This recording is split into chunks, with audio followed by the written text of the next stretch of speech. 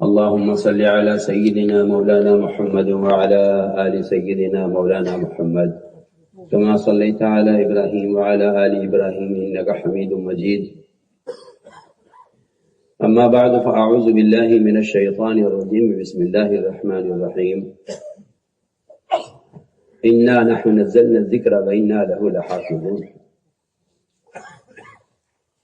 وقال الله سبحانه وتعالى فاسألوا أهل الذكر إن كنتم لا تعلمون. وقال الله سبحانه وتعالى إنما يخشى الله من عباده العلماء.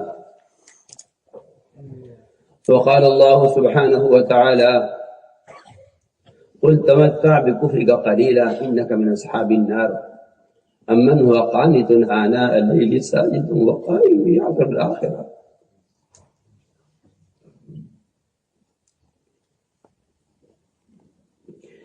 ويرجو رحمة ربه قل هل يستوي الذين يعلمون والذين لا يعلمون. وقال الله سبحانه وتعالى وما كان المؤمنون لينفروا كافة فلولا نفر من كل فرقة منهم طائفة ليتفقهوا في الدين ولينذروا قومهم إذا رجعوا إليهم لعلهم يحذرون. وقال عليه الصلاة والسلام العلم علمان، علم في القلب فذاك علم نافع، وعلم على اللسان فذاك حجة الله على ابن آدم.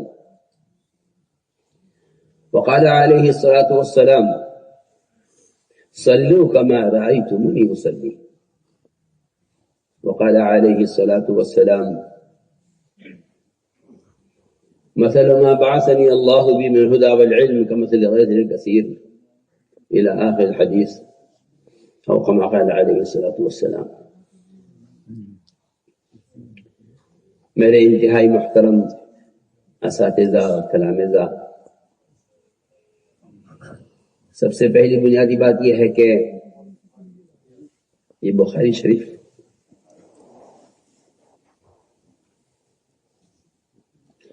اصح الکتاب بعد کتاب اللہ،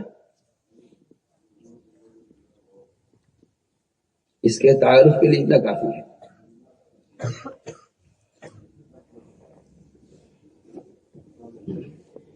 امام صاحب کی اس کتاب کی بڑی عجیب خاصیت یہ ہے کہ اس سارے مجموعہ احادیث کے کو دو حدیثوں کے درمیان رکھا ہے، ایک اخلاص اور آخر میں اعمال کا وزن. اگر یہ سارا مجموعہ عمل اخلاص کے ساتھ ہے تو وزن کا وعدہ ہے. یہ دو روایتیں ایسی ہیں کہ یہ اسی کتاب کی خصوصیت ہے کہ اخلاص سے شروع کر کے وزن پر لا کر اس پورے مجموعے کو ختم کیا ہے. کیا بات ہے! کسی نے کتاب الطہارہ سے، کسی نے نماز سے، کسی نے ایمان سے، کسی نے کہیں سے اپنی کتاب کا آغاز کیا ہے. امام صاحب نے وہی سے آغاز کیا ہے. یہ ایک ایسا بنیادی مسئلہ ہے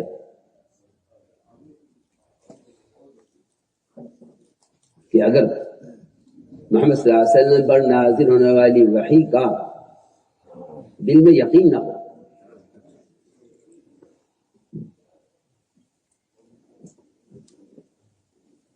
اور اللہ تعالیٰ اس کا امتحان لیتے ہیں کہ اس مومن کو وحی پر کتنا یقین ہے. میرا دل چاہتا ہے کہ سب سے پہلے میں آپ سے عرض کروں کہ ہم تو وحی کی اس روایت کو پڑھ کر گزر جاتے ہیں اور ہمیں اس کا اندازہ نہیں ہے کہ وحی کا یقین یہ ایک ایسا بنیادی عقیدہ ہے اور اس کا اتنا سخت امتحان ہے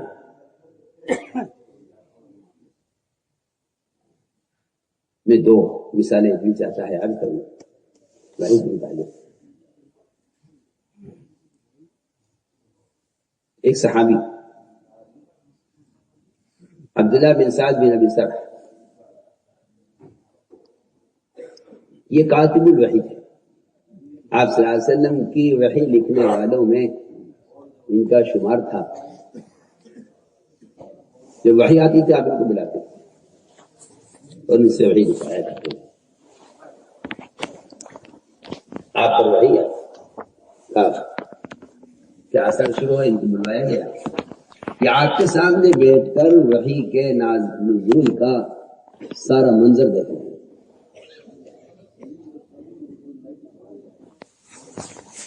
اللہ تعالیٰ نے اس وقت انسان کی تخلیق کے مراحل نازل کرنا انسان کیسے پوری تفصیل وَلَقَدْ خَلَقْنَا الْإِنسَانَ مِنْ نُطْفَةٍ ثُمَّ جَعَلْنَاهُ نُطْفَةً جَوْهَرًا مَكِينًا ثُمَّ جَعَلْنَاهُ عَلَقَةً مُضْغَةً وَعِظَامًا وَلَحْمًا. یہ آیتیں نازل ہوئی ایک آپ کے مدرسے کا وہ طالب علم جو آپ کا کاتب الوحی ہے، اس کے وحی پر اس کا خود کتنا یقین ہے. اس امتحان کے لیے اللہ تعالیٰ نے ان کی زبان پر ایک لفظ جاری کر دیا فَتَبَارَكَ اللَّهُ الْجَلِيلُ. ہم دیکھنا چاہتے ہیں کہ تمہیں اپنی عقل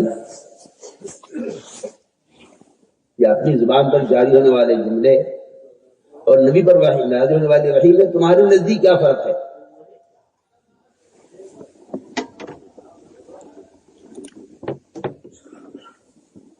یہ بڑا سخت امتحان تھا کہ وحی پر آپ کا کتنا یقین ہے. آپ بیٹھ کر یہاں لکھتے ہیں وحی. آج 12 سال کے بچے کو اگر قرآن کی حروف میں سے ایک واو کم کر دیا جائے تو وہ بچہ چیخ اٹھتا ہے کہ نہیں یہ واو وحی میں سے ہے، اس واو کا آپ کم نہیں کر سکتے. سوچیے اس زمانے میں آپ کے سامنے بیٹھ کر وحی لکھنے والے کو کتنا یقین وحی پر ہوگا.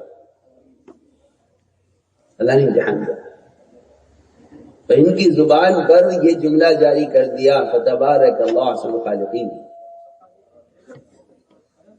بڑی بابرکت ذات ہے اللہ تعالیٰ کی جو سب سے بہتر پیدا کرنے والے بننے والے ہیں. آپ صلی اللہ علیہ وسلم کے بولنے سے پہلے بول پڑے. انہوں نے کہا تبارک اللہ الخالقین. آپ نے فرمایا کہ ہاں اس کو بھی لکھ لو. اس کی ضرورت ہے.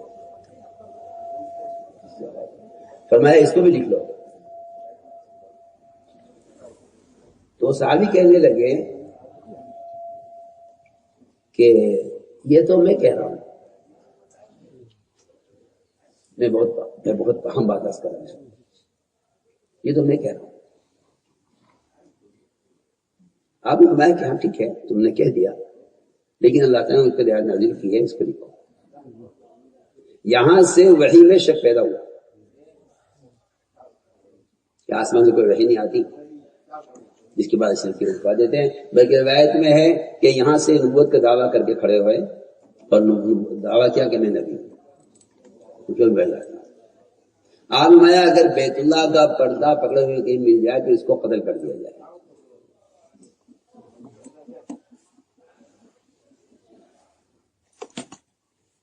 مولانا اشرف علی تھانوی رحمۃ اللہ علیہ نے عجیب بات فرمائی. فرمایا کہ کافر امید پر ہے اور مومن خطرے میں ہے. مومن خطرے میں ہے، کافر امید پر ہے. کب ایک مومن کا کب پاؤں پھسل جائے اور ایک کافر اگر ایک بات کی تصدیق کر دے. چنانچہ یہ کاتب الوحی ہے، مرتد ہوئے. پھر عثمان نے ان کی سفارش کی آپ سے، یہ دوبارہ اسلام میں داخل ہوئے. لیکن وحی کے بارے میں اتنا سخت امتحان کہ جو لفظ قرآن میں نازل ہو رہا ہے وہی لفظ اللہ نے ان کی زبان پہ جاری کر کے دیکھا کہ ان کو اپنی بات میں اور نبی کی بات میں کیا فرق ہے؟ حالانکہ الفاظ میں کوئی فرق نہیں، الفاظ میں کوئی فرق نہیں، الفاظ کا فرق ہوتا تو کوئی مسئلہ ہی نہیں تھا۔ ادھر عمر بن وہب مکے کا شیعہ میں سے بڑا شیطان، آپ صلی اللہ علیہ وسلم کے قتل کا مشورہ کر کے وہ مکہ مکرمہ سے اکیلا چلا تلوار لے کر، اور ارادہ یہ تھا کہ آپ کو ذاتی قتل کرنا ہے۔ آپ نے ملاقات کی، عمر کو آگے بلا کے بٹھایا، فرمایا عمر کیسے آنا ہوا؟ عرض کیا کہ جی میں تو اپنے بھائی کو یا بیٹے کو لینے آیا تھا۔ میں کہ جی بتاؤ کیوں آیا؟ کہ جی میں تو کسی غرض سے آیا تھا۔ میں نے فرمایا یہ بتاؤ تم نے فنا فنا کے ساتھ اپنی بیٹی کا مشورہ کیا ہے؟ اس خبر پر یقین کیا عمیر بن وہب نے اور ایک کافر نے اتنی سی خبر پر، لیکن یہ بھی وحی سے بات آئی ہے کہ عمر آپ کے قتل کا ارادہ کر کے چلے ہیں، مشورہ کرتے ہیں۔ اتنی بات کی تصدیق پر عمر بن وہب نے فوراً کلمہ پڑھا اور یہ کہا میں گواہی دیتا ہوں بے شک آپ اللہ کے رسول ہیں، آپ نے مکہ مکرمہ کی زندگی میں جتنی خبریں ہمیں دی ہیں اب تک میں آج ان سب پر ایمان لاتا ہوں۔ تو میں ایک بات عرض کر رہا تھا کہ امام صاحب نے یہاں سے ابتدا کی ہے، اس سے معلوم ہوتا ہے کہ سب سے پہلے اس یقین اور ایمان کی ضرورت ہے، اس لیے کہ کفار کی طرف سے انکار صرف وحی کا انکار تھا۔ آپ کے اخلاق، آپ کے معاملات، آپ کی ذات، ہر اعتبار سے وہ معترض تھے، انکار صرف وحی کا تھا۔ تو میں نے عرض کیا کہ یہ امام صاحب کی جو ہے فقاہت اور یہ انتہائی تدبر کی بات ہے کہ وحی سے ابتدا کی ہے۔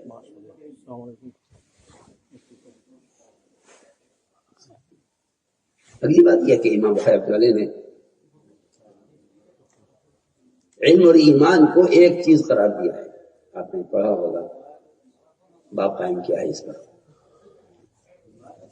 علم اور ایمان کو ایک چیز قرار دیا ہے، علم اور ایمان کو ایک چیز قرار دیا ہے۔ کیوں؟ اس لیے کہ کسی کا جاننا علم نہیں ہے، اصل معرفت علم ہے، جاننا علم ہے۔ ہمیں سکھایا جاتا ہے کہ جاننا علم ہے، حالانکہ معرفت علم ہے، اس لیے کہ معرفت کا تعلق قلب سے ہے، جاننے کا تعلق دماغ سے ہے۔ معرفت کہ اصل علم معرفت ہے۔ چنانچہ آپ غور کریں گے احادیث میں اور قرآن کی آیات میں، قرآن نے جاننے والوں کا عالم نہیں کہا، بلکہ قرآن نے تو یعلمون والذین لا یعلمون، ان کے درمیان فرق کو قرآن کی اس آیت میں واضح کر دیا ہے کہ جن کا دن گزرتا ہے اللہ کے خوف کے ساتھ اور رات گزرتی ہے قیام کے ساتھ، رات گزرتی ہے قیام میں، دن گزرتا ہے اللہ کے خوف اور اس کی رحمت کی امید کے ساتھ۔ یہ میں قرآن کی آیت کا خلاصہ کر رہا ہوں۔ قرآن کہتا ہے قل هل يستوي الذين يعلمون والذين لا يعلمون، کیا جاننے والے جاننے والے برابر ہو سکتے ہیں؟ اس لیے قرآن نے علم کو خشیے کے ساتھ مشروط کیا ہے۔ انما یخشی اللہ من عباد العلماء، اس کے سوا کوئی بات نہیں ہے کہ اللہ کے بندوں میں سے اللہ سے ڈرنے والے صرف علماء ہیں۔ اس لیے حلال حرام کا جاننا علم نہیں ہے، حلال حرام کا جاننا علم نہیں ہے۔ حلال حرام تو ایک کافر کو بھی معلوم ہو سکتا ہے کہ مسلمانوں کے یہاں فلاں چیز حرام ہے، فلاں چیز حرام ہے۔ آپ اگر پوچھیں کسی کافر سے کہ مسلمانوں میں زنا کہیں گے حرام ہے، مسلمانوں میں شراب کی مسلمان شراب کو حرام کہتے ہیں۔ تو جاننا علم نہیں ہے، اس لیے کہ علم کا تعلق قلب سے ہے اور خشیہ کا تعلق بھی قلب سے ہے. علم کا تعلق بھی قلب سے ہے، خشیہ کا تعلق بھی قلب سے ہے. کیوں صاف ہے، روایت میں عرض کر دی ہے کہ اصل دل کا علم ہے. دل کا علم ابن آدم کو نفع دے گا، زبان کا علم اس کے خلاف حجت بنے گا. یہ حدیث میں نے عرض کی ہے. تو سب سے اہم بنیادی چیز وہ خشیہ ہے. اس لیے میں کہا کرتا ہوں کہ نامحرم کو دیکھنا حرام ہے، اس کا جاننا علم ہے. نامحرم سے نظر کو پھیرنا علم ہے. نامحرم کو دیکھنا حرام، اس کا جاننا علم نہیں، معلومات ہے. علم معلومات بڑا فرق ہے. وہ فاصلہ علم معلومات کے درمیان میں ہے جو فاصلہ دماغ اور دل کے درمیان میں ہے. بلکہ میں تو اس سے آگے کی بات کر سکتا ہوں کہ جو فاصلہ ایک کافر مومن کے درمیان میں ہے وہ فاصلہ معلومات اور علم کے درمیان میں ہے.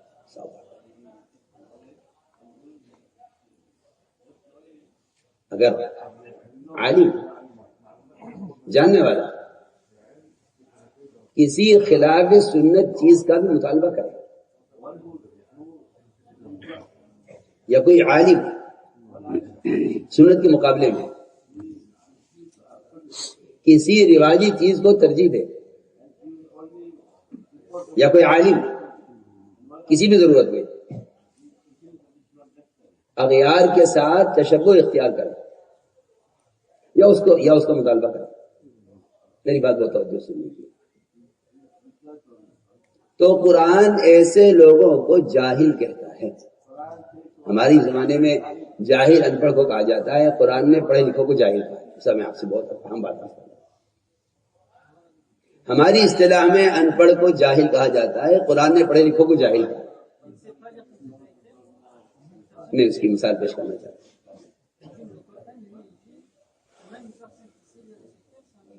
عالم کون ہے؟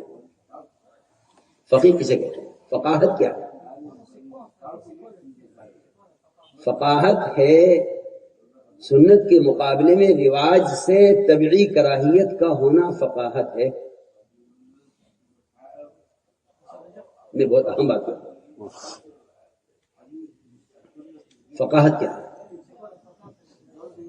سنت کے مقابلے میں رواج سے طبعی کراہیت کا ہونا، یہ فقاہت ہے. یہ نہیں ہے کہ آپ اپنی معلومات سے کوئی ایسا مدلل عمل پیش کر دیں جو خلاف سنت ہو. یہ کوئی فقاہت نہیں، یہ حماقت ہے. فقاہت کیا ہے؟ میں عرض کروں گا. قرآن نے ایسے پڑھے لکھوں کو جاہل کہا ہے جو ایک صحیح چیز کو جانتے ہوئے غلط چیز کا مطالبہ کرے. میں اس کی مثال پیش کرتا ہوں. صحابہ کرام نے دیکھا کہ جب یہ کفار جنگ سے فارغ ہوتے ہیں تو یہ اپنے ہتھیار ایک درخت پر لٹکا دیتے ہیں. ایک طریقہ ہتھیاروں کی حفاظت کے لیے، اپنی سہولت کے لیے، جو بھی ان کی غرض ہوگی. صحابہ نے عرض کیا، یا رسول اللہ، یہ کفار جب جنگ سے فارغ ہوتے ہیں اپنے ہتھیار درخت پر لٹکا لیتے ہیں، آپ ہمیں اجازت دیجیے ہم بھی ایسا کریں. جسے کر رہا ہے آپ صلی اللہ علیہ وسلم کا جو جواب ہے وہ جواب سننے کا ہے. وہ جواب سننے کا ہے. آپ نے فرمایا کہ تمہارا مجھ سے یہ مطالبہ کہ ہم بھی ان کی طرح ہتھیار لٹکانے کی طرف کر لیں. تمہارا مجھ سے یہ مطالبہ بالکل ایسا مطالبہ ہے جب بنی اسرائیل بحر خلدون سے پار ہو کر نکلے اور فرعون غرق ہو گیا تو وہاں سے گزرتے ہوئے بنی اسرائیل نے کچھ لوگوں کو ایک بت کی پوجا کرتے ہوئے دیکھا اور موسیٰ علیہ السلام سے مطالبہ کیا، اجعل لنا الہا کما لہم آلہہ، کہ آپ ہمارے لیے بھی ایک ایسا بت کیجئے جیسا بت ان کے لیے ہے.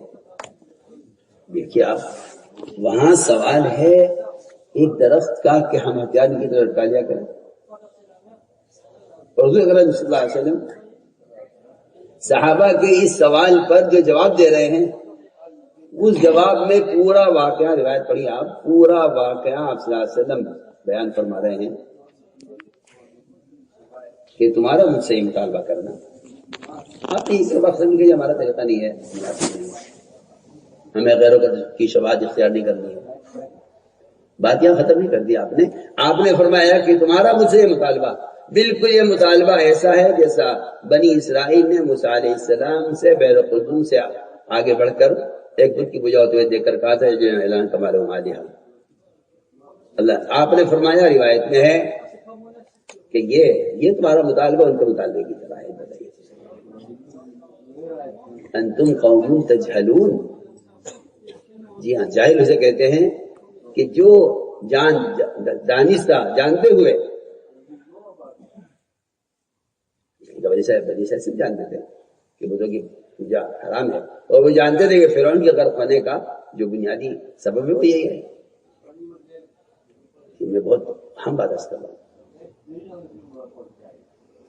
تو مجھے کہنا ہے آپ سے کہ فقاہت کیا ہوتی ہے, فقیہ کسے کہتے ہیں؟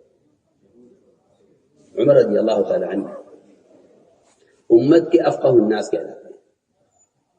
اگر تمام اہل زمین کا علم ایک پڑے میں رکھا جائے, عمر کا علم ایک پڑے میں رکھا جائے, عمر کا علم بھاری ہوگا, کیونکہ عمر اس امت کے مولا میں. اے بھائی بیٹھ کی بات سنیں, موبائل استعمال نہ کریں. فرمایا کہ عمر اس امت کے مولا میں کہ اللہ تعالی کی طرف سے صحیح بات حضرت عمر کو الہام کی جاتی تھی. تو میں آپ کا فقیہ سے کہتے ہیں, فقیہ اس کو کہتے ہیں, آپ دھیان سے سنیں, فقیہ اس کو کہتے ہیں جو حلال, جائز, معتاد, جس کے لوگوں کا عادت ہے نفع کی چیز, وہ اس بات پر غور کرتا ہے کہ اس حلال جائز نفع کی چیز جس کے لوگ عادی ہیں, اس میں کون سا ایسا جز ہے, اس کا کون سا ایسا نقصان ہے جو اسلام کے کسی شعبے پر غلط اثر ڈالتا ہے. میں آپ سے بہت بنیادی بات کر رہا ہوں. کون سی ایسی چیز اس حلال جائز نفع کی چیز میں کون سا ایسا اثر ہے جو عبادت پر یا معاشرے پر غلط اثر ڈالتا ہے. شراب حلال تھی, پیتے تھے سب, آپ سے آسا ہوں بعض صحابہ شراب نہیں پیتے تھے. اب ہم آتے ہیں کہ ان تو اشرف القوم الجاہلیہ, میں سب سے زیادہ شراب کا عادی ہوں. بات کیا پیش آئی؟ ایک امام صاحب نے مغرب کی نماز غالباً پڑھائی اور مغرب کی نماز میں ان سے سورہ کافرون میں بھول ہو گئی. تو انہوں نے پوچھا کیا وجہ ہے؟ کہنے لگے کہ میں نے شراب پی ہوئی تھی, اس کا تھوڑا سا دماغ پر اس کا نشے کا اثر باقی رہ گیا تھا, اس کی وجہ سے یہ غلطی ہو گئی. حالانکہ اس کے سینکڑوں راستے تھے, کوئی لقمہ دے دے تو نماز صحیح ہو جائے گی, کوئی دوسرا پڑھا دے تو نماز ٹھیک ہو جائے گی. امام صاحب اگر شراب پیے ہوئے کوئی دوسرا نماز پڑھا دے, امام صاحب شراب نماز کے وقت نہ پیے. بہت سی تعویلات, بہت سی تحویلات ہو سکتی ہیں کہ بھائی, لیکن ایک مرتبہ اگر اس سے نماز خراب ہو رہی ہے تو عمر رضی اللہ تعالیٰ عنہ اس حلال جائز نفع کے مشروب کو حرام کرانے کی کوشش میں لگے. اللہ اس کو حرام کرا دیجیے, اس کو حرام کرا دیجیے, نماز خراب ہوگی. عمر رضی اللہ تعالیٰ کی چاہت پر میں عمر اللہ نے حلال کیا, میں کیسے حرام کروں؟ نہیں, آپ اللہ سے دعا کیجیے اللہ تعالیٰ شراب کو حرام کرے. حضرت عمر کی چاہت پر شراب حرام ہو گیا, حضرت عمر کی چاہت پر پردہ نازل ہوا ہے. معاشرے کی دونوں چیزیں حضرت عمر کی چاہت پر ہوا. تو میں نے ایک مثال پیش کی ہے کہ فقاہت, یہ تو حیران ہوتا ہوں جب میں دیکھتا ہوں کہ حنفی شافعی کے خلاف دلیل تلاش کر رہا ہے اور شافعی حنفی کے خلاف دلیل تلاش کر کے اس کے مذہب کو رد کر رہا ہے, اس کے مذہب کو رد کر رہا ہے. میں سمجھتا ہوں کہ یہ فقاہت نہیں ہے, بلکہ یہ حدیث کا حدیث سے مقابلہ, سنت کا سنت سے مقابلہ ہے. یہ کوئی کمال نہیں, یہ کوئی کمال نہیں ہے, یہ کوئی کمال نہیں. اپنے مذہب کی تحقیق، اپنے مذہب پر عمل، اپنے مذہب کی تعلیم،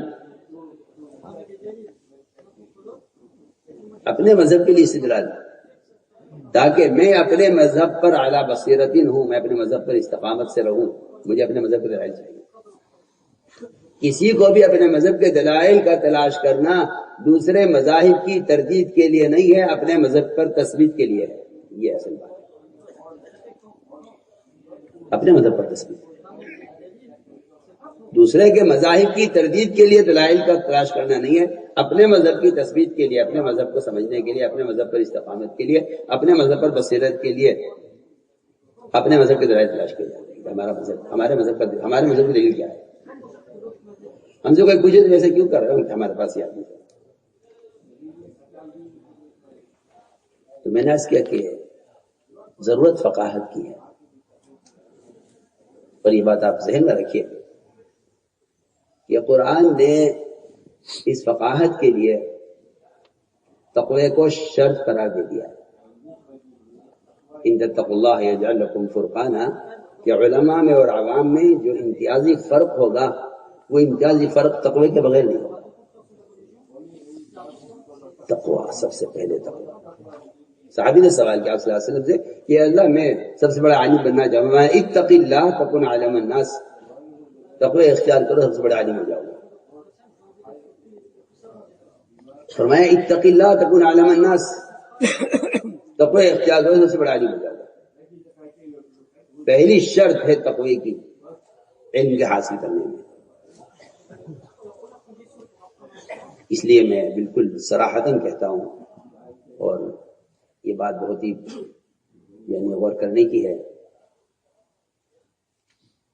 کہ اب زکوٰۃ جو مال کا میل ہے، علم اس کا مصرف بن کر رہ گیا ہے.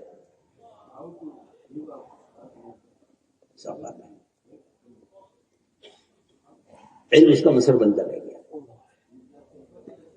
علم تزکیے کے لیے ہے، جس کے لیے مال مزکہ ہونا چاہیے.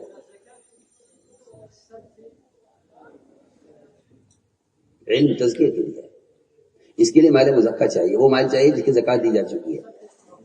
آپ پاکیزہ مال کو پاکیزہ کام پر خرچ کریں. میں کہا کرتا ہوں کہ زکوٰۃ فقراء کے لیے ہے، فقہا کے لیے نہیں، فقراء کے لیے.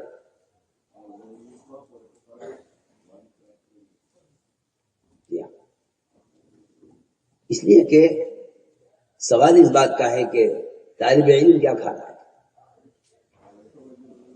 میں سمجھتا ہوں کہ جو لوگ بہت نفیس طبیعت کے ہوتے ہیں وہ سوال کرتے ہیں کہ اس مرغی نے کیا کھایا جس کو میں کھا رہا ہوں. سوال یہ ہے کہ جو آدمی علم حاصل کر رہا ہے اس کی غذا کیا ہے؟ سب سے پہلا سوال، اس کی غذا کیا ہے؟ اگر اس کی غذا پاکیزہ ہے تو علم حاصل ہوگا، اور اگر نعوذ باللہ غذا گندی ہے تو ذہانت سے معلومات تو حاصل ہو سکتی ہے، لیکن ذہانت سے معلومات تو حاصل ہو سکتی ہے، لیکن علم حاصل ہو جائے. یہ مشتبہ مال کے ساتھ انبیاء علیہ السلام کو بھی اور عام انسانوں کو بھی اس کا حکم ہے کہ وہ اپنی غذا کو پاکیزہ رکھیں، کیونکہ غذا کا پاکیزہ ہونا اعمال صالحہ کے ظاہر ہونے کے لیے شرط ہے. کہ آپ کا علم عمل میں جب ظاہر ہوگا جب غذا پاکیزہ ہے. کل من الطیبات والعمل الصالحات، قرآن میں دیکھیں گے آپ جگہ جگہ انبیاء کو بھی امتوں کو بھی اس کا حق ہے، اس کا حکم ہے کہ غذا پاکیزہ ہو. غذا پاکیزہ، اس لیے کہ علماء کو اپنے عمل سے امت کو دین کی تعلیم دینی ہے. اس لیے پہلی شرط ہے کہ علم تقوی سے آتا ہے. اس لیے سب سے پہلے غذا پاکیزہ ہو، تاکہ وہ گندے وساوس جو گندی غذا سے پیدا ہوتے ہیں وہ علم میں رکاوٹ نہ بنے، اور وہ معصیت، خاص طور پر صغائر جو علم کو بھلا دیتے ہیں، ان سے آدمی بچا رہے، صغائر سے. اس لیے کہ اگر غذا پاکیزہ نہیں ہوتی تو پھر میں کیا کروں؟ سمجھتے تھے کہ باریک رگوں میں جو خون غلط غذا کا دوڑ رہا ہے یہ اس کے اعضاء کو گناہ پر مجبور کر رہا ہے.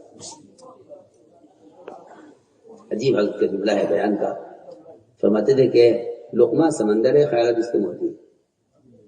جیسا لقمہ ہوگا ویسے خیالات ہوں گے، جیسے غذا ہوگی ویسے خیالات ہوں گے. اس لیے پہلی شرط ہے یہ. میں صاف سے بحث کرتا ہوں کہ طلبا کو چاہیے کہ وہ صحابہ کی طرح اپنے معلم کے اخراجات خود برداشت کر کے معلم کو تعلیم کے لیے خود فارغ کریں. بیمار طبیب کو فیس دیتا ہے، موکل وکیل کو فیس دیتا ہے، اسکول کے طلبا اسکول کے بچے اسکول کو فیس دیتے ہیں. کیوں؟ علم میں آ کر یہ بات کیوں پیدا ہوئی کہ نہیں علم تو مفت حاصل کیا جائے؟ کیا وجہ ہے؟ جبکہ قرآن نے جگہ جگہ مال کو نفس پر مقدم کیا ہے. ایسا نہ ہو کہ تم کسی بھی طرح کے جہاد میں، علم حاصل کرنے کے جہاد میں، دعوت کے جہاد میں، قتال کے جہاد میں، کسی بھی میدان میں تم اتر جاؤ دوسروں کے مال کی بنیاد پر. قرآن نے ہر جگہ بھی اموالکم ہر جگہ مقدم کیا کر دیا قرآن. یہ نفس تو ٹھیک ہے آپ کا ہوگا لیکن مال دوسرے کا ہوگا. اور فرماتے تھے جس سامنے آدمی کا اپنا مال نہ ہو وہ مجاہدہ ناقص ہے. اس لیے میں سوال کرتا ہوں کہ مال کا سارا میں اپنے آگے طلبا سے کہتا ہوں کہ اپنی کتاب خرید لاؤ،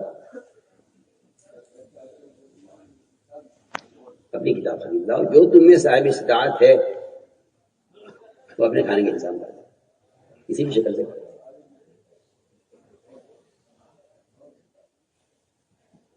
اس لیے کہ علم آپ حاصل کر رہے ہیں تو آپ اس حصول علم کے لیے اپنی ذات سے اپنی خیرات سے مکلف بنے.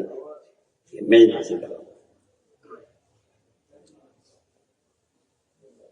اس لیے سب سے پاکیزہ مال وہ ہے جو آدمی اپنے ہاتھ سے کما کر خرچ کرے.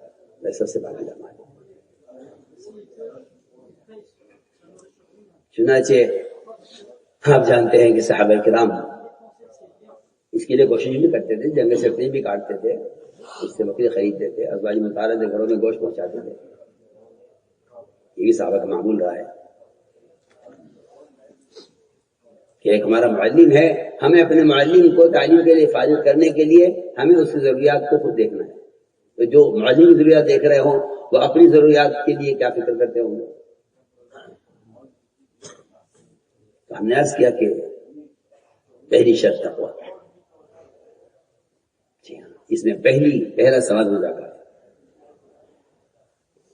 دوسری بات یہ ہے کہ علم اللہ تعالی کی صفت ہے، اس کو اللہ کے قرب والے اعمال سے حاصل کیا جا سکتا ہے. اس لیے قرآن نے صاف کہا ہے یہ کہ سب سے زیادہ علم کو کھولنے والا سبب وہ رات کا قیام ہے. تعجب اشد وطئا واقوم قیلا. سب سے زیادہ نفس کو کچلنے والا عمل تہجد اور سب سے زیادہ علم کو کھولنے والا سبب رات کا قیام. اشد وطئا واقوم قیلا. لیکن ایک ذہن ہے طلبا کا، وہ ذہنیت یہ ہے کہ یہ وقت تو ہمارے کھیلنے کودنے کا، سونے کا، پڑھنے کا ہے. رہا وابین، سنتیں، قیام لیل، تہجد، یہ تو جب فارغ ہو جائیں گے پھر دیکھی جائے گی. حالانکہ یہ علم کے حاصل کرنے کا وقت کا زمانہ جو ہے جو گزر رہا ہے یہ ہے اللہ سے تعلق بنانے کا.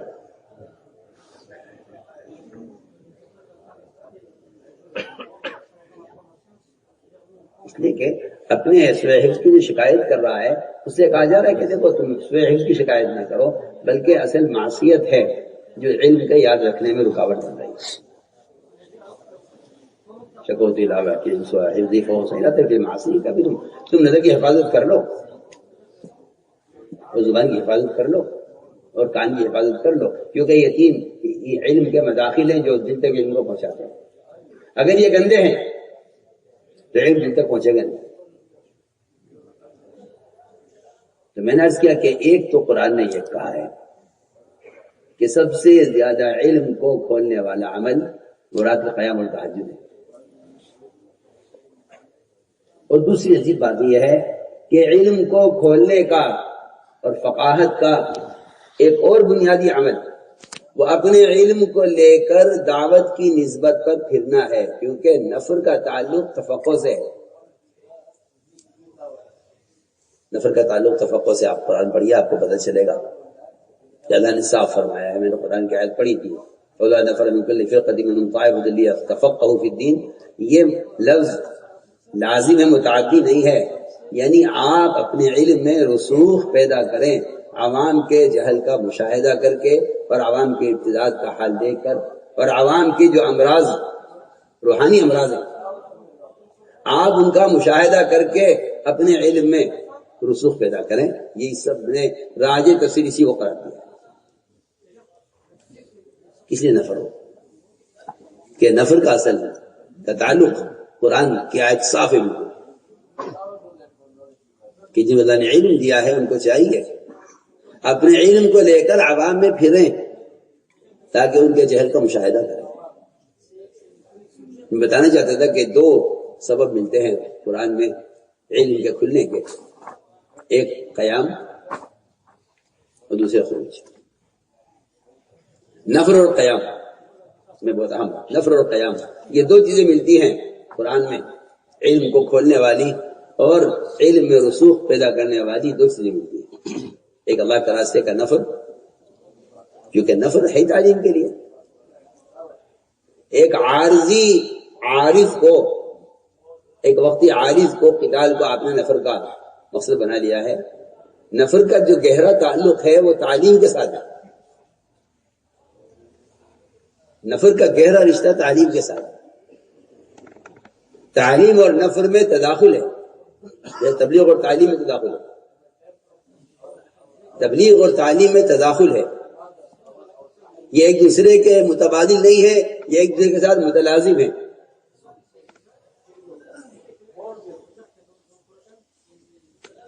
ایک دوسرے کے ساتھ متلازم ہے، دعوت اور تعلیم متلازم ہے، تبلیغ اور تعلیم متلازم ہے، ایک دوسرے کے ساتھ ان میں تداخل ہے، جن میں تعارض نہیں ہے۔ تو میں نے عرض کیا کہ دو چیزیں ہیں، ایک رات کا قیام اور ایک اللہ کے راستے کا نفر۔ رات کے قیام سے تو اللہ کا وہ قرب حاصل ہوتا ہے جس سے علم کا فیضان ہوتا ہے، آمد ہوتی ہے، اور عوام کے ساتھ اختلاط سے عوام کی ضرورت کا علم یاد آتا ہے۔ اس طرح ایک ڈاکٹر کے ساتھ آپ جائیں، نبض دکھلائیں، تو اس ڈاکٹر کے دماغ میں جو دوا آئے گی وہ آپ کے حال کے مطابق آئے گی۔ صحابی کو روایت ہے، صحابی نے آ کر آپ صلی اللہ علیہ وسلم سے عرض کیا مجھے زنا کرنے کی اجازت دے دی ہے؟ آپ نے مجھے بٹھا کر سمجھایا، وہ کہتے ہیں میرے دل میں زنا کی نفرت پیدا ہو گئی۔ لوگوں کو یہ بتا دینا زنا کرنا حرام ہے یہ کوئی تعلیم نہیں۔ میں کیوں اسے اختلاف کر رہا ہوں؟ آپ اخبار سے، رسائل سے، موبائل سے آپ بتا دیجیے لوگوں کو زنا کرنا حرام ہے، یہ تعلیم ہے ہی نہیں۔ اسے کس نے تعلیم دی؟ آپ آن لائن تعلیم دے کر یہ کہ ہم تعلیم دے رہے ہیں، خدا کی قسم اس کا تعلیم سے دور کا بھی کوئی رشتہ نہیں ہے۔ آپ کا کس دھوکے میں ہے لوگ؟ اس کا تعلیم سے خدا کی قسم دور کا بھی کوئی رشتہ نہیں ہے۔ آپ غور کیجیے، آپ سوچیے اس کو۔ تعلیم جس کے لیے بنیادی شرط صحبت ہے، شرط ہے، شرط صحبت۔ آپ اس تعلیم کو نبوت کے طریقے سے ہٹا کر اب آپ اس پر مصر ہیں کہ نہیں، اس کی کیا ضرورت ہے؟ آپ آلات و ذرائع سے بات پہنچا دیجیے تاکہ تعلیم ہو جائے. میں کہتا ہوں تعلیم کا اس سے کوئی تعلق ہی نہیں ہے. تعلیم کا تعلق تو صحبت سے ہے. تعلیم کا تعلق صحبت سے ہے. لوگوں کو یہ بتانا شراب پینا حرام ہے، یہ تعلیم نہیں ہے. ایک آدمی کے دل میں شراب کی نفرت پیدا کرنا تعلیم ہے. میں کچھ کہنا چاہتا ہوں. ایک آدمی کے دل میں منکر کی نفرت پیدا کرنا تعلیم ہے. کیا مقصد مدارس کا کہ اس مدرسے میں طلبہ اس ماحول میں رہیں 8 سال کا، یعنی اس کا کیا مقصد ہے؟ اس کا مقصد یہی ہے کہ یہاں مدارس دینی معلومات کو سکھلانے کے لیے یا دینی کتابیں پڑھانے کے لیے نہیں ہے.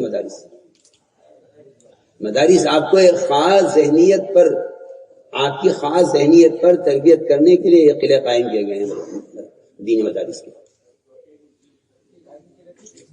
آپ دینی معلومات نشر کر دیں اور آپ اس کو تعلیم کہیں. اس کا تعلیم سے کوئی تعلق نہیں ہے. جی ہاں، تعلیم چاہتی ہے صحبت اور انابت، اور تعلیم تقاضا کرتی ہے ہجرت کا کہ آپ اپنا ماحول چھوڑ کر آئیے یہاں.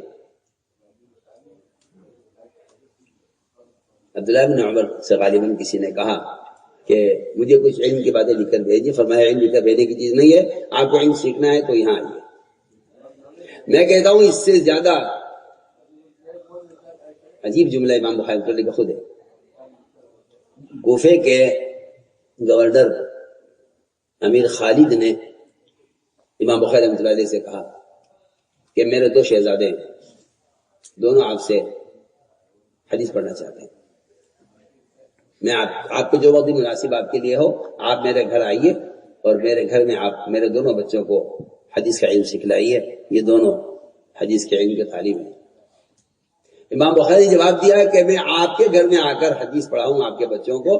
میں حدیث کو ذلیل کرنا نہیں چاہتا.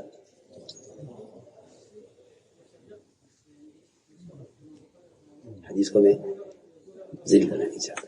آپ کو حدیث پڑھنی ہے، یہ میرے یہاں آئے، حدیث کے حلقے میں آئے مسجد میں. امام خالد امیر خالد کو غصہ آیا اور اس نے امام بخاری رحمۃ اللہ علیہ کو اس جرم میں کوفے سے نکال دیا کہ آپ نکل جائیے یہاں سے، اور آپ میرے بچوں کو نہیں پڑھا سکتے گھر میں آ کر. اس پہ بھی راضی نہ ہوئے کہ ٹھیک ہے میرے بچے آپ کے پاس پڑھنے کے لیے آئیں گے، مگر میرے بچوں کے ساتھ عام مسلمانوں کے بچے نہیں بیٹھیں گے. تو امام بخاری میرے درس حدیث میں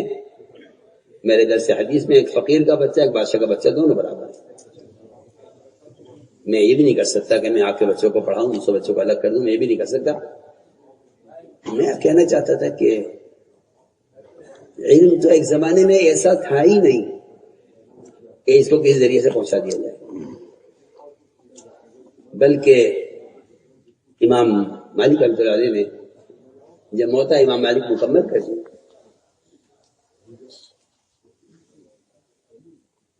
اس زمانے میں خلیفہ ہارون رشید کو معلوم ہوا، وہ مجھے آئے ایک محل میں قیام کیا اور امام مالک کے پاس اپنے وزیر جعفر برمکی کو بھیجا کہ جاؤ امام صاحب سے کہو کہ میں حدیث سننا چاہتا ہوں، اپنی کتاب موتا امام مالک لے کر آئے میرے پاس، میں حدیث سننا چاہتا ہوں.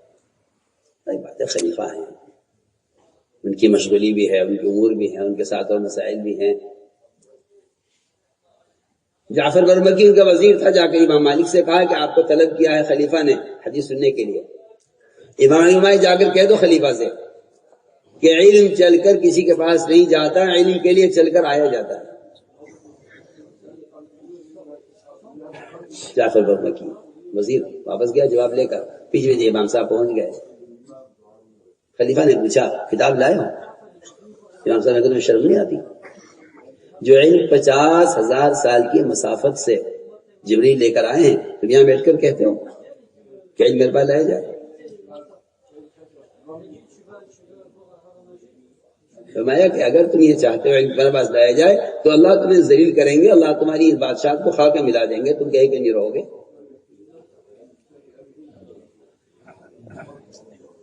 یہ بات سن کر خلیفہ کھڑے ہو گئے امام صاحب کے ساتھ حلقے میں آ کر بیٹھے.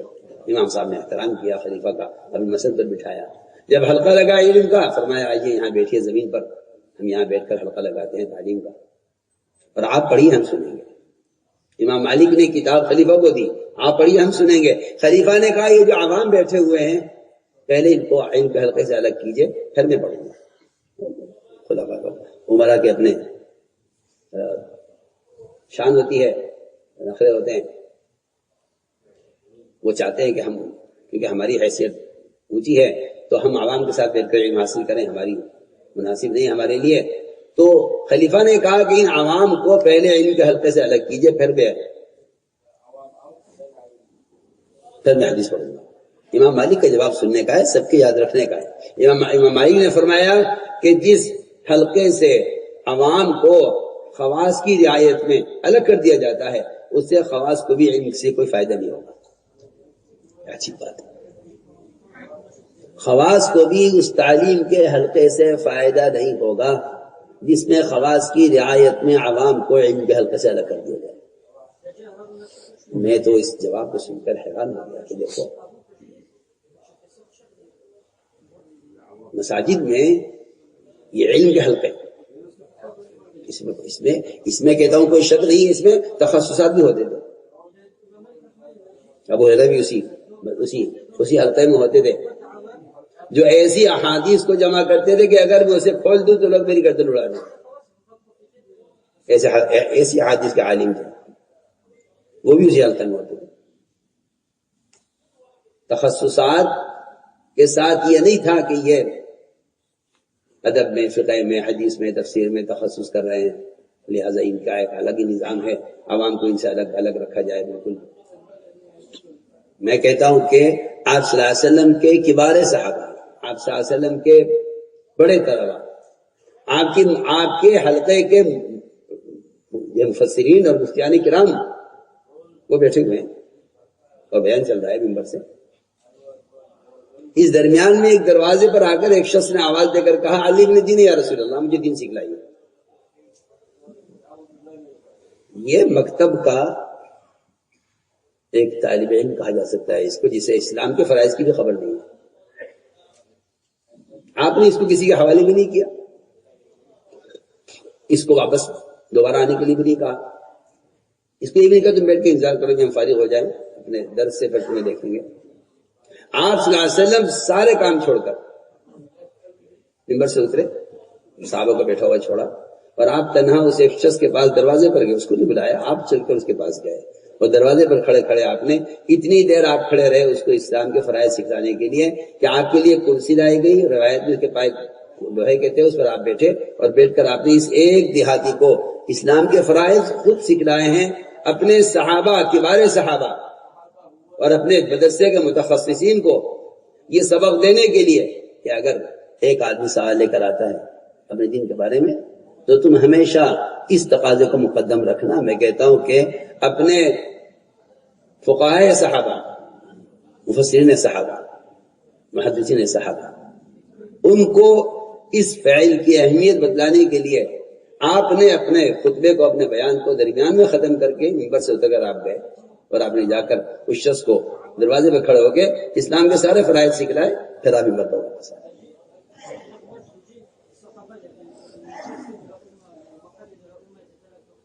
یہ میں ایک بہت بنیادی بات آپ سے عرض کر رہا ہوں. یہ نہیں فرمایا کہ یہ الگ معاملہ ہے، ہماری الگ دنیا ہے، ان کی الگ دنیا ہے. اللہ جزائے خیر دے ہمارے مفتی شبیر صاحب دامت برکاتہم شاہین آباد میں، اللہ کا بندہ ابھی تک ایسے ہی بڑا ایک اہم موضوع چل رہا تھا علماء کے درمیان، اور خود مفتی صاحب ہی اس وقت اس مجلس کے صدر تھے اور وہ بہت اہم موضوع پر بحث چل رہی تھی. ایک آدمی بالکل پینٹ شرٹ پہنے ہوئے اور بالکل دین سے ناواقف، وہ ایک سوال لے کر آئے دروازے پر. مفتی صاحب اپنے اس معتمر سے کھڑے ہو گئے.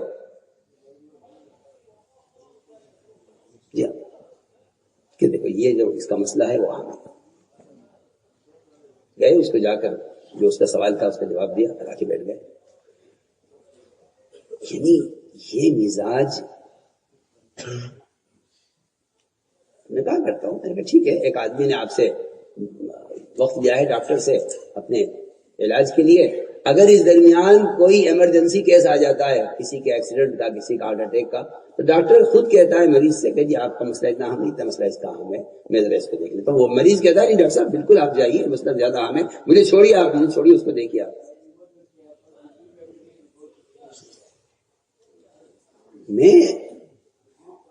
میرے نزدیک تعلیم کے دوران نقل و حرکت یہ ایمرجنسی مسئلہ ہے. لوگ خروج کو، نقل و حرکت کو تعلیم میں حادث سمجھتے ہیں. میری یہ بات سمجھ نہیں آتی. قرآن تو کہہ رہا ہے کے لیے تفقہوا فی الدین، کہ علم اس سے کھلے گا، اور ہم سمجھتے ہیں کہ اس سے علم میں حرج پیدا ہوگا، جبکہ یہ بات اللہ کی قسم بالکل ثابت ہے، مدلل ہے، حدیث سے ہے کہ عوام کے جہل، علماء کے عوام کے جہل کا مشاہدہ کیے بغیر وہ غم اور وہ کیفیت پیدا نہیں ہو سکتی جو ان کو اجتہاد سے روک کر ہدایت کی طرف واپس لے آ رہا ہے. یہ بہت عام بات کہہ رہا ہوں. علماء کے عوام کے جہل کا خود مشاہدہ کیے بغیر وہ غم اور غصہ پیدا نہیں ہو سکتا جو ان مرتدین کو حق کی طرف واپس لے آوے. میں بہت اہم بات کہہ رہا ہوں. ہمارے علماء کو نکالنے کا مقصد ہی یہی ہے کہ نکل کر عوام کے جہل کا مشاہدہ کرے. صحیح روایت ہے، مشکوٰۃ شریف کی روایت ہے، میں کوئی خیالی باتیں نہیں کر رہا ہوں. مشکوٰۃ شریف کی روایت ہے، آپ میں لیس الخبر کالمعائنہ، اور میں سمجھتا ہوں یہ حدیث آپ کا اپنے صحابہ کو جمع کر کے بیان کرنے کا جو اصل مقصد تھا، وہ مقصد یہ تھا کہ عوام کو تعلیم دینے کی اہمیت، عوام کو تعلیم دینے کی اہمیت، عوام کو تعلیم دینے کی اہمیت. اس حدیث کا مقصد ہی یہی ہے، عوام کو خود تعلیم دینے کی اہمیت. میں جو روایت نقل کر رہا ہوں، فرمایا لیس الخبر کالمعائنہ. اگر مجھے اور آپ کو گھر بیٹھے معلوم ہو جائے کہ فلاں علاقے میں مرتد لوگ، مسلمان مرتد ہو گئے، تمہارے ان ملکوں میں تو وہ سارے عرب اور عجم کی وہ نسلیں جن کے صرف 2 پشتوں تک اسلام ہے، آگے سب عیسائیت نصرانیت اختیار کر چکے ہیں. آپ میں تو جس پٹی سے گزر کر آ رہا ہوں، سارا امریکہ اور کینیڈا، اور میں تو یہ دیکھتا ہوا آیا ہوں کہ ان 22 23 سال نوجوان لڑکوں کو جن کی 2 پشتیں مسلمان ہیں، 2 پشتیں صرف، جن کے دادا مسلمان ہیں اور پوتا مسلمان ہے.